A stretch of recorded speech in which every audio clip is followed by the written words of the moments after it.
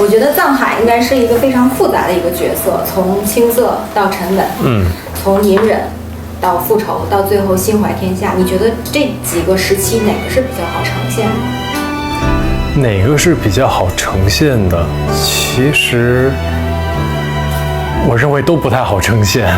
如果相对来说比较好呈现的，前期吧，因为我觉得前期的目的比较单一。对，他的目的就是要复仇，比较单一的这样的一个行动线，所以可能对于我来说更好的呈现。心无杂念。对对对，是。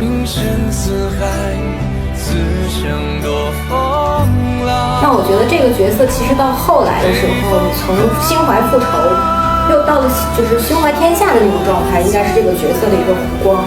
哪一场戏会让你非常明确地感受到这种质变？哪一场戏？我认为是他发现鬼洗的秘密之后，我觉得在那一刻他明白了当年自己的父亲为什么宁愿要冒着被灭门的这个危险，也要去守护鬼洗的这个秘密。所以我觉得当下藏海是明白了自己身上的这一个责任跟使命感。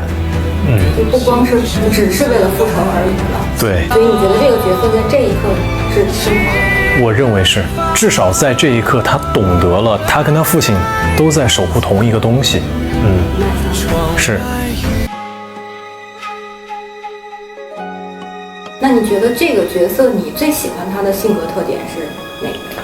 我最喜欢他的性格特点，我认为是他的复杂性都有。我喜欢他的那种狡猾，我也喜欢他的那种真诚，我也喜欢他明知六叔师傅跟他说不要动真情，但是他还是动了真情。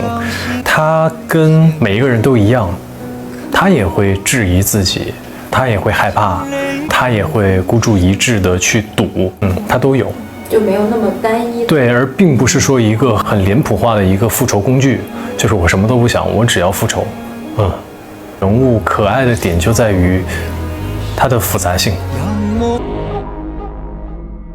那这个角色除了剧本赋予他的这些东西以外，你个人给他设计的一些什么小的特点呀、动作呀，会展现他的这些特点？我觉得是得看单场吧。比如说从断龙石的里面走出来的时候，其实剧本里面描写的非常简单，直接就已经开始跟下面对话了。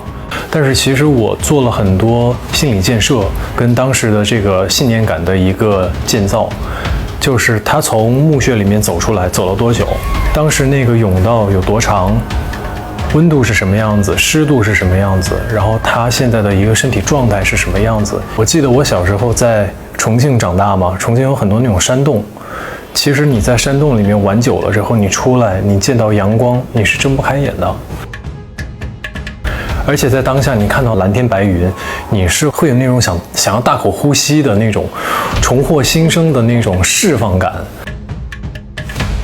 所以在当下我加了一个这种眯眼的这样的一个状态，然后感觉看不清，然后慢慢睁开眼，然后大口呼吸，然后好像我自己还活着。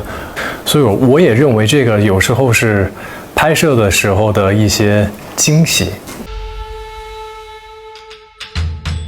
这个戏应该是特别多大喜大悲的那种，每场戏让你演完了以后，你自己都觉得深陷其中，出不来了。有一场很累的戏，我在密室里面看到我父母的人皮的那场戏，对，那场戏真的挺累的，演完我。而且当时那个摄影老师跟导演他们想玩一个新的东西，就是让摄影机一直跟着我，播音机从我打开那个密室的门，然后就一直跟到，然后后面，然后我痛苦，然后倒地，然后再跪起来跟他们说，我一定会报仇，孩儿一定会报仇，是一条走下来。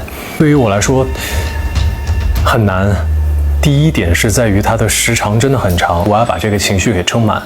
然后第二一点是在于，我又不能很外放的去做这个悲愤的这个表演，因为还得符合当时的那个情境。所以这个点就在于说，那我要怎么去传达当下藏海的这种震惊跟他的悲愤，让观众可以体会得到呢？我就想起了我之前有一个经历，就是当我突然接受到一个讯息的时候，它是悲愤的也好，它是紧张的也好，我会反胃，我会想呕吐，所以我就跟导演说，我说我能不能吐啊？我说我按理来说，我看到了这个人皮，我闻到了这个人皮的味道，我当下我是很激动，但是我会想吐。导演就说可以，那你加进去看看吧，我就把它加进去了。对，生理性的。生理性的，对，生理性的。然后那场戏拍完就是很累，就是一直就是喘气，大喘气，喘气。这个戏里边有爱情、友情，还有亲情，就是包括就这几个情，在你追求这个真相的过程中，都起到了什么样的作用？阻碍的作用，其实我觉得是阻碍，所以就是六叔为什么跟他说不要动情，就是什么情都不要动，包括他的星斗师傅跟高明师傅跟他也是，就是我们就是来帮你的，没有情义，所以你也不用觉得对我们有什么情义，就是去复仇就好了，不要让情感来绑架你，然后来成为你的枷锁，对。那你岂不是很孤独？所以就好看的点就在于这里啊。我认为是当你复仇完之后，你享受了当下的快感之后，然后呢，你要怎么做？你该怎么做？你得到了什么？你失去了什么？你在想什么？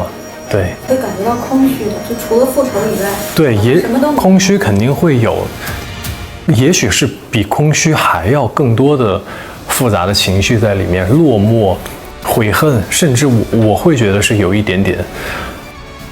藏海在灭门侯府之后，他故地重游，他的那个神情，我当时演的时候，我就是做减法，什么表情都没有，就是观众你感受到了什么，那就是什么。但我当时在演的时候，其实我更多的是唏嘘跟落寞，因为其实我的仇人就是平津侯，但是为了达到这个目的，家破人亡，那我自己在当下是不是又会成为另一个平津侯呢？王珏老师在演反派的时候，你跟他之间会有那种棋逢对手的那种感觉？有呀，他那个压迫感很强的，爵哥的压迫感非常强。对，我跟他的，我印象最深刻的一场戏就是跟他第一场戏，就是在那个大牢对峙的那场戏。我也不知道导演怎么想的，一来就是这么重的戏，也是爵哥的第一场戏，好像那个时候我们俩就是感觉较着劲儿在演。对，但是往往这样其实反而挺有意思的啊。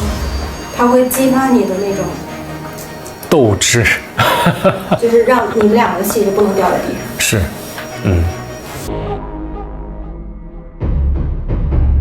那你觉得这个戏里边有哪些服化道是让你觉得很惊喜的？很多，包括我衣服上面的那些，先不说它那个纹理，它就是材质，就是很舒服。然后我记得有一些那种蓝色的那个面料，非常非常的有质感。然后看的时候，我们试妆的时候，我就说哇，这个料子看起来就很贵。一问果然很贵。再包括到后面的那些图案的设计，然后我记得在定妆的时候，郑导跟服装师就为了一朵祥云的那个位置高低还是左右，争论了很久。再到后面，比如说枕楼的一些里面的一些装饰啊，枕楼的一些装潢啊，我都觉得非常的精致精美。看你的一部剧到今天，我觉得你的台词进步特别大，就是到这部戏的，包括当时看你拍戏的时候，就有那感觉，就是抑扬顿挫呀、咬字都有很大的进步。谢谢。有学习还是练习的？是因为当时接这个戏的时候就跟我说他们会同期声，所以我当时就压力非常大，再加上这是郑导的戏，我不能给人丢人啊，也是我自己的第一部同期声的古装，所以在前期准备的时候就跟台词老师一起一集一集的去梳理每一集的台词，再到后面拍摄的时候，拍完每一天结束每一天的拍摄，回到酒店什么事儿也干不了，反正就是看词儿、背词儿，然后捋词儿，就是练，一遍一遍的练。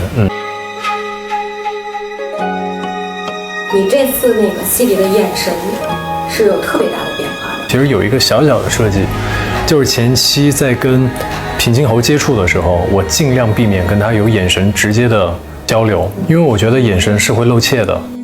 很多时候，尤其是在我摸不准平津侯对我到底是一个什么样的一个态度的时候，那我就尽量回避。对，然后再到后期，我很多时候就是跟他四目相对，甚至到后面是怒视。这确实是我前期想要做的一个变化。每个时期设计的。对。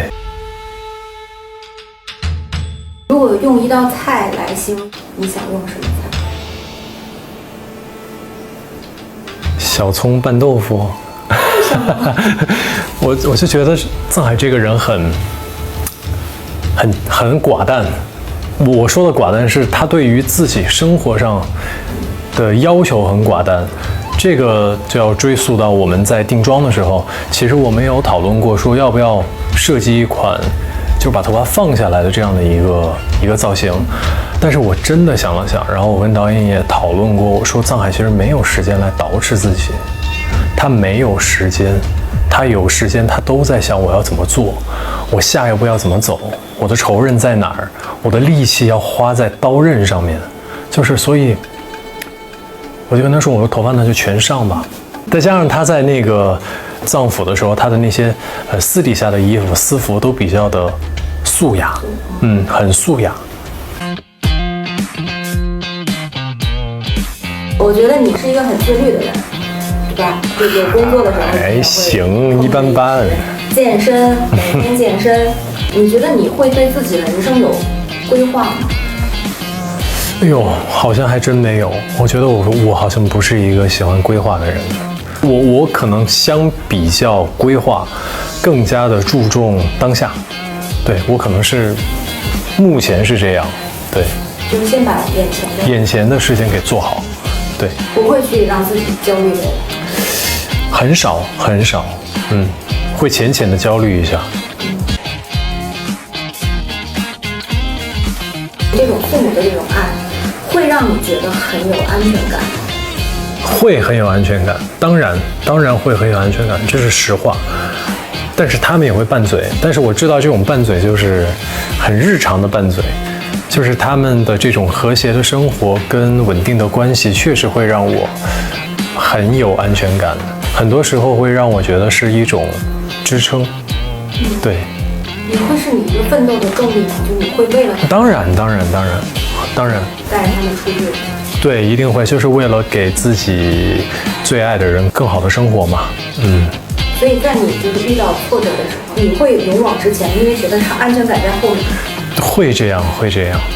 但是很多事情不会跟他们分享，就是很多一些遇到的一些问题啊，一些障碍啊，很少跟他们分享。因为不想他们担心。但是你不觉得，如果儿子什么都不说，这妈妈也会很担心，没完？是，目前已经发现这个问题了，所以就是会经常会沟通，会交流。就是很多人看到你，包括今天的这个状态，就或者说你有少年感，你会觉得是夸奖还是？哎呀妈呀，我可真是不敢认这个少年感，我都33了都。